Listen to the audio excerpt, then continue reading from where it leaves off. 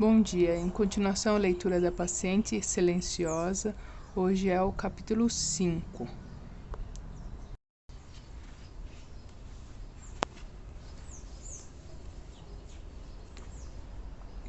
O encontro era realizado num salão comprido com janelas altas e gradeadas, que dava para o muro de tijolos aparentes. No ar, um cheiro forte de café misturado à loção de Yuri. Eram cerca de 30 pessoas sentadas em círculo, em sua maioria segurando copos de papel com chá ou café, bocejando e se esforçando para não cochilar. Algumas, depois de beber o café, brincavam com os copos vazios, amassando-os, achatando-os ou rasgando-os. O encontro ocorria uma ou duas vezes por dia, algo entre uma reunião administrativa e uma sessão de terapia em grupo. Questões relacionadas à gestão da unidade e ao atendimento dos pacientes eram colocadas na pauta para serem discutidas. Como o professor Diomedes gostava de dizer, era uma tentativa de envolver as pacientes no tratamento e estimulá-las a assumir a responsabilidade pelo próprio bem-estar, embora nem sempre funcionasse. Com sua formação em terapia de grupo, Diomedes tinha particular inclinação por reuniões dos mais variados tipos e incentivava tanto quanto possível o trabalho em grupo. Digamos que ele adorava uma plateia. Tinha um leve ar de apresentador de circo. Achei quando se levantou para me cumprimentar, as mãos estendidas e acolhedoras, fazendo um gesto para que eu me aproximasse. Theo, aí está você, junte-se a nós. Ele falava com leve sotaque grego, quase imperceptível. Já perdera a maior parte do sotaque, afinal morava na Inglaterra havia mais de 30 anos. Era bonito e, embora tivesse uns 60 anos, parecia muito mais jovem, tinha um ar jovial e travesso, mais parecendo um tio irreverente que um psiquiatra. O que não quer dizer que não fosse extremamente dedicado ao atendimento das pacientes. Chegava antes do pessoal da limpeza pela manhã e ficava até depois da troca de turno das equipes à noite, às vezes passando a madrugada no sofá da sua sala. 2 vezes divorciado, Diomedes gostava de dizer que seu terceiro e mais bem-sucedido casamento fora com Grove. Sente-se aqui, apontou para uma cadeira vazia ao seu lado. Sente. Obedeci. Diomedes fez todo um floreio para me apresentar.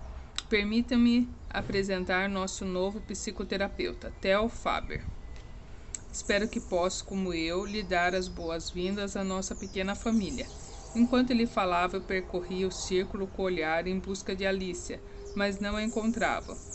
Com exceção do professor Diomedes, impecavelmente vestido de terno e gravata, as outras pessoas estavam quase todas de camisa de manga curta ou camiseta. Difícil identificar quem era paciente e quem fazia parte da equipe.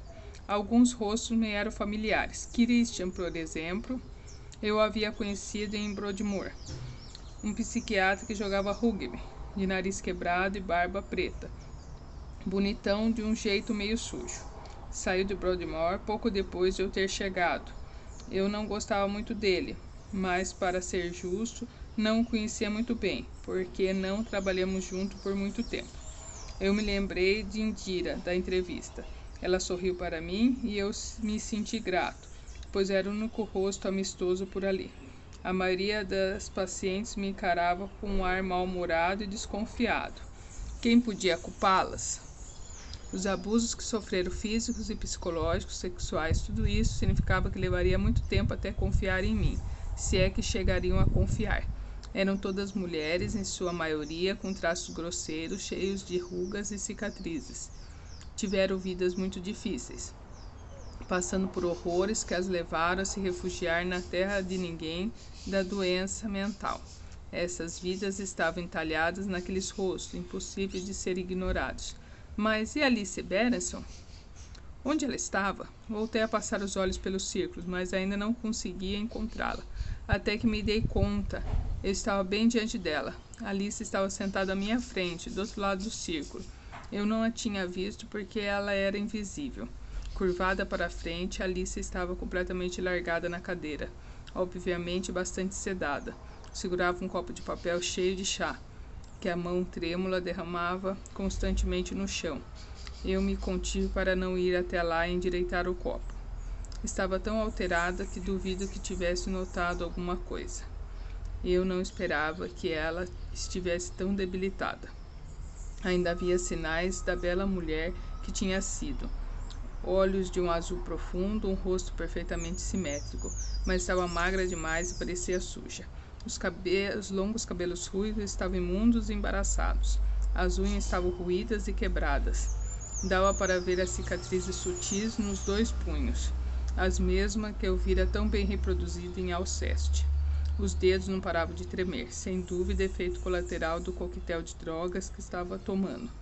Risperidona e outros antipsicóticos pesados.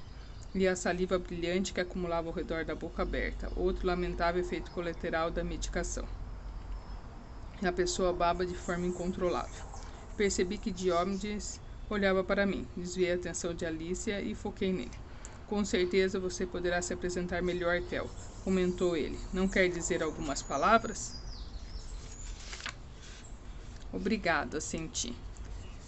Na verdade, não há o que acrescentar, apenas que estou muito feliz de estar aqui, empolgado, nervoso, cheio de expectativa, e mal posso esperar para conhecer todo mundo, especialmente as pacientes. Eu fui interrompido por um estrondoso súbito quando uma porta foi aberta. Inicialmente achei que estava vendo coisas. Uma gigante entrou no salão segurando 2 enormes estacas de madeira acima da cabeça e as atirou em nossa direção como se fossem lanças. Uma das pacientes cobriu os olhos e gritou. Uma parte de mim achava que as lanças iriam nos empalar, mas elas foram parar no meio do círculo, batendo com força no chão. Foi quando vi que não eram lanças. Era um taco de bilhar partido ao meio. A enorme paciente, uma mulher turca de cabelos escuros na casa dos 40 anos, gritou. Mas que merda!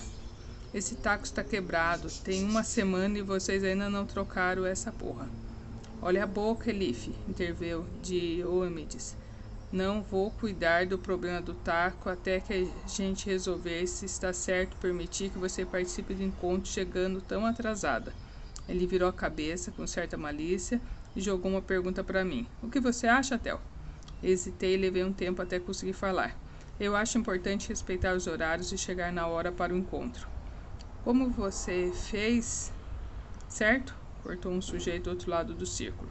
Eu me virei e vi que tinha sido Christian. Ele riu da própria piada. Abri um sorriso forçado e voltei de novo para Elif. Ele tem razão. Eu também me atrasei. Quem sabe, então não podemos aprender juntos a lição? Que porra é essa que você está falando? Questionou Elif. Aliás, quem é você, afinal? Elif, olha a boca, advertiu Diomedes outra vez. Não me obrigue a suspender você. Sente-se. Elif continuou de pé. E o taco?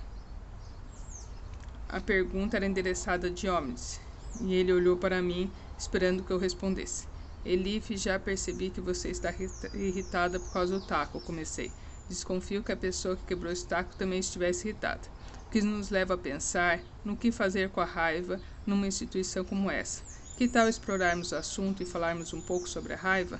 Não quer se sentar? Elif virou os olhos, mas se sentou. Indira fez que sim com a cabeça, parecendo satisfeita. Começamos a falar sobre a raiva. Indira e eu tentando atrair os pacientes para um debate sobre seus sentimentos de raiva. E conduzimos bem a situação, pensei. Eu sentia que Diomedes estava observando, avaliando meu desempenho, e parecia satisfeito. Olhei de relance para Alicia, e para minha surpresa ela estava olhando para mim, ou pelo menos na minha direção, uma expressão turva e nebulosa, como se esforçasse para focar os olhos e ver. Se alguém me dissesse que aquela casca vazia fora um dia a brilhante Alice Berenson, considerada pelas que a conheciam uma mulher deslumbrante, fascinante, cheia de vida, eu não teria acreditado. E naquele exato momento me certifiquei de que havia tomado a decisão certa ao vir para Grove. Todas minhas dúvidas se esvaíram. Estava decidido a não parar por nada até que Alice se tornasse minha paciente. Não havia tempo a perder. Alice estava perdida, desaparecida, e eu pretendia encontrá-la. Acabei o capítulo 5, depois eu vou estar lendo o capítulo 6. Obrigada e até amanhã.